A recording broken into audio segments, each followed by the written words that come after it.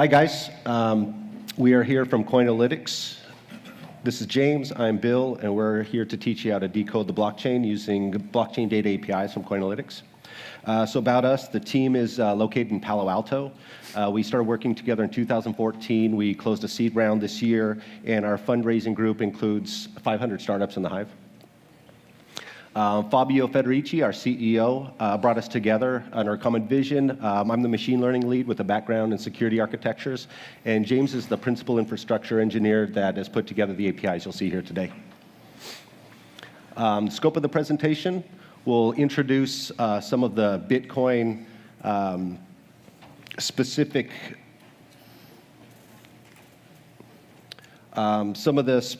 issues, why you would use Coinalytics for blockchain data after we introduce some of the special characteristics of the Bitcoin transaction network that make this type of product useful. We're going to provide some API examples and provide some sample applications. So what are some of the Bitcoin's unique characteristics? So Bitcoin's a value transaction network. And if we compare this to traditional financial transaction networks, we see that there are some incompatibilities that need to be addressed. One of these incompatibilities is imperfect transaction visibility in the traditional financial model has been replaced by perfect transaction visibility. Every transaction participant can see every participant of every other transaction in the network, which is not the model of the traditional financial industry. And we have perfect identification has been removed and replaced by pseudo-anonymity. So these incompatibilities present opportunities and use cases for entities, companies, people building data apps on top of the blockchain API. So on top of the blockchain, on top of the Blockstem API, which we're introducing here, the Coinalytics has created a filterable, sortable, queryable, SQL-style version of the blockchain. If you know the Bitcoin transaction data, it's all public, but it's not easily accessible and not designed with data access in mind. So why the Blockstem API? Why would you use the Blockstem API instead of alternative blockchain data providers? Well, we support complex queries. We have a very rich data model, and we support the clustering and labels of address owners. So another reason why you would use the Blockstem API, we have not opened up our real-time API endpoints yet. When we do, the network coverage will be a big asset for you using the Blockstem API. We're connected to a high percentage of the nodes at any given time of the Bitcoin network. So we're tracking all unconfirmed transactions. This very simple diagram shows how the entity clustering or the address clustering propagates through our stack to provide increased value for transaction tagging and risk scoring, for example. So rich queries, we're going to provide an example next. We're going to walk through the API documentation, and we're going to provide you with a couple of examples. We're going to go out to the history of the blockchain data on the Bitcoin network, and we're going to find the transaction with the most number of outputs in a transaction. We're going to find out who initiated that transaction, look at all the different addresses owned by the owner of that address, and then try to ascertain the ownership of that group of addresses. So this documentation page provides an introduction to some of the technical limitations, such as rate limits, paging limits, gives you the technical details on how to interface with the API, and we're going to go through some of the endpoints here with James. Right, so the endpoints we have available through our API are blockchain, blocks, transactions, address clusters, and as well as address labels. And of course, month by month, week by week, we're going to be adding additional endpoints and also enriching the data model that we return under each endpoint. And so the main differentiating factor with our API compared to traditional data providers of blockchain data is that instead of a normal key value lookup, you can submit essentially SQL queries against our API. So rather than going through the documentation that explains how you can construct a SQL query, we're going to dive into a couple examples just to make it a little bit easier to grasp. So if you're familiar with traditional SQL, I'm going to copy this over to another. You might be familiar with this syntax here. As Bill mentioned, what we're going to do here is go get the transaction with the most number of inputs throughout the entire blockchain. So for SQL, you would say in a regular traditional relational database, select from transactions, order by the number of outputs, order it descending, and just get that top entry. So if you want to do that against our API, what you have to do is post a JSON object that represents that same SQL query. And you can see here that our fields are pretty self-explanatory, and they map directly to a SQL query. So we're going to say page 1, which corresponds to the offset of 0. And results per page corresponds to a limit of 1. And then we define a sort where we say we're going to sort by the number of outputs, and we want that in descending order. So after you submit that to our API, you'll get back a Bitcoin transaction formatted in JSON, easy to consume. As expected, it's a fairly large transaction with several outputs. And we can see here the most number of outputs in a transaction on the blockchain it says 5,352. So let's dive into a couple more examples. In this case, we're going to pick an address from the list of inputs in a Bitcoin transaction. We want to see, okay, what else can we find out about this cluster? It's fairly interesting. It's sending funds to several outputs. It's kind of weird. What you can do with our API is then also get all the other addresses that we believe are also controlled by that same entity.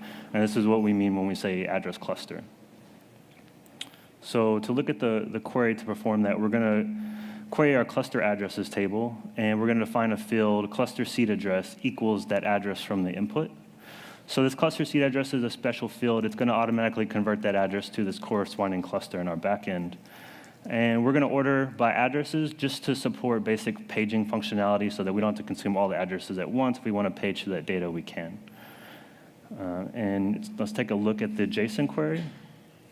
So here you have the same fields, page, results per page, and a sort defined. But we've added this filter group. And right now we're just doing one simple filter, but you can combine several filters in a filter group, using AND logic or logic. And here you see cluster seed address equals that address. So once you execute that against our API, you can see here you get back a list of addresses. And if you wanted to, you can then go dig further and find out more information about each individual address that belongs to that same entity. But really what would be more powerful than that is you should always be able to query directly for a cluster rather than having to manage all the addresses yourself. So to kind of deliver that concept of how you can do that with our API, we're going to go query the transaction table again. And this time, we're going to get the most recent transaction where that cluster is sending funds to someone else. And to look at the query, we have select star from transactions where input cluster seed address equals that address of interest, or in this case, you could provide several addresses if you wanted to. Order it by the block height. So blockchain is sequentially ordered by block height, and we want to order that descending and just get that top entry.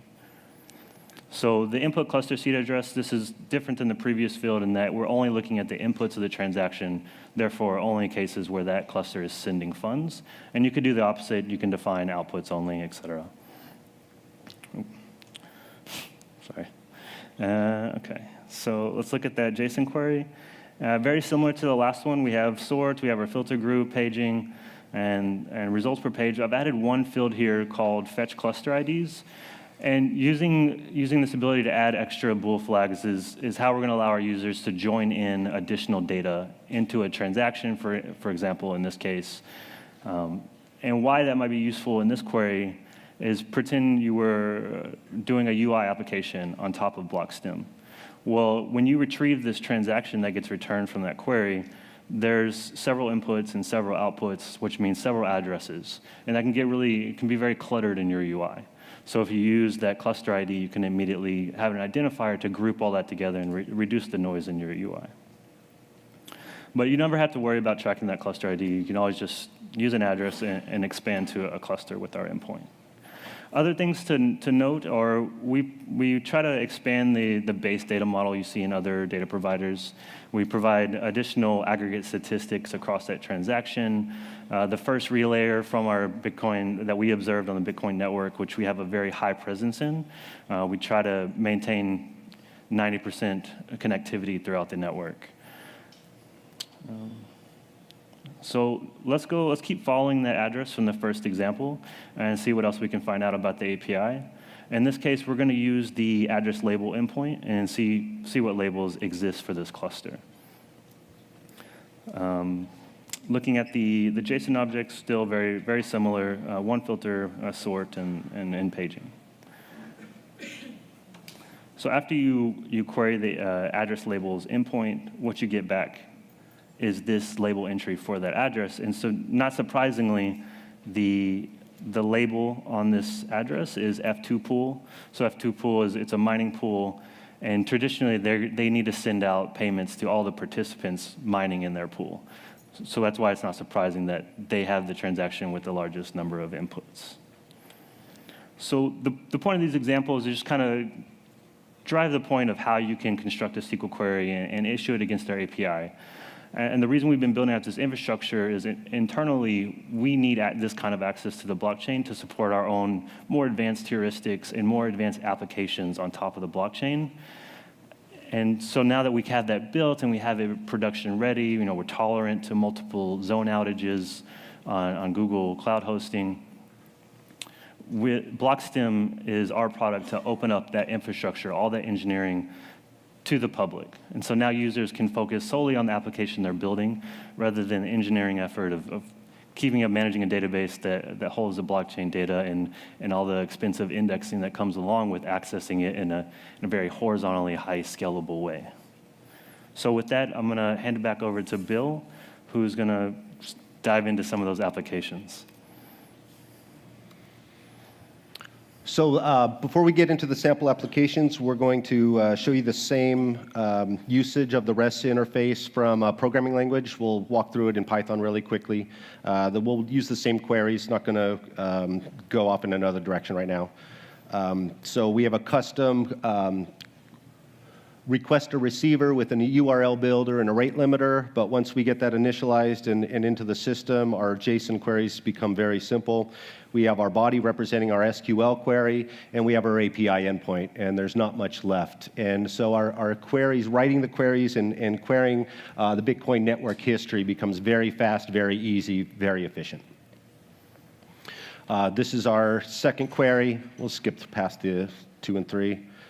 And then we have our final query, which is determining the owner of the group of addresses that we are querying. So some sample applications. These are simple examples that you can build on top of this. They're both analytics oriented. So we're going to start with a anomaly detection module, and we're going to start with a forensic analytic tool example. So we have a live transaction stream. This is a byproduct of our node coverage, and as we open up the real-time endpoints, this will be part of what we make available to Blockstem users and Blockstem developers. And what we're doing with this transaction stream is we're running it against a model that we created and developed, also built on top of the Blockstem API. So we have a simple model representation that looks something like this, that captures some of the key characteristics for this simple model. And the models are generally predetermined by some type of risk, right? So there are many types of risk in the Bitcoin ecosystem, and this model is representing one aspect of that. So we're wrapping that into a user interface. So our user interface is consuming the real-time transaction stream, and it's plotting it on the left-hand side. And then on the right-hand side, we're looking at, well, are the transactions coming across the wire, are they anomalous in any way? And anomaly detection is simply generally a first step when it comes to either AML compliance or forensic analytics. So this is a more complex user interface than the anomaly detection, which we didn't get to see. This is tracking funds from a very specific use case, from Ross Ulbricht to the federal agent recently convicted of his extortion. So this is a very short video, but it shows some of the key aspects of this sample application, which is in alpha right now. You're welcome to join our alpha for this. So these are the four transactions in question, and they come from Ross's wallet, and we're looking at this topology here for the transaction flow. And this took a team of IRS agents a long time to build. With our tool, we suspect someone can do this with one person in a couple hours at tops. So what we do is we walk out the graph a little bit. And we see where did the money flow out of these addresses in these transactions. And right now it looks like 4 disparate transaction flows and transaction graphs. So we're just going to keep walking it out and see if these continue to be disparate or if they come together into an interconnected graph. What we find they come together in an interconnected graph. And then once we see that, we can better characterize what's going on with some basic animation. So here we have a time-lapse bar, a signal of events that have occurred during that time lapse, an animation through that time lapse, an indication of when in time it actually occurred, and we can reverse the animated transaction flow as well. Another feature is we can skip to the beginning and skip event by event through the flow as opposed to a pure animation. So there are a lot of different ways to get a handle on what's going on in ways that were previously only done through a paper trail, manually assembled.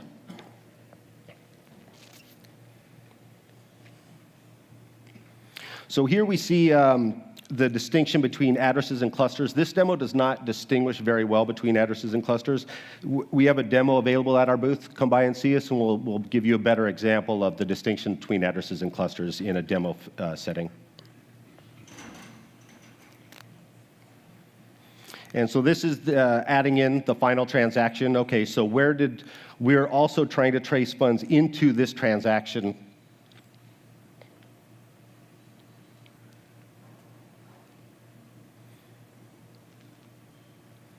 That's just to give you a sense of context. So this allows us to complete the graph very simply, very conveniently, with a lot of additional information. I don't know if we walk through it there, maybe rewind a minute or a minute and a half, or we don't even need to do that. On the right-hand side of the tool, there's an aggregate information bar. So one of the things James mentioned about the API is we intend and we deliver on additional aggregate statistics associated with transactions, addresses, and ownership entities of addresses. And that's available in the tool as well. So that's what we have to present today. We have created and scaled a data center for applications on top of data from the Bitcoin blockchain. We think this is a first step to decoding the Bitcoin blockchain and the activity on the Bitcoin transaction network. So we've exposed the endpoints into this data platform as a queryable interface. And we hope you explore this, uncover currently unidentified use cases, and create new applications for Bitcoin data.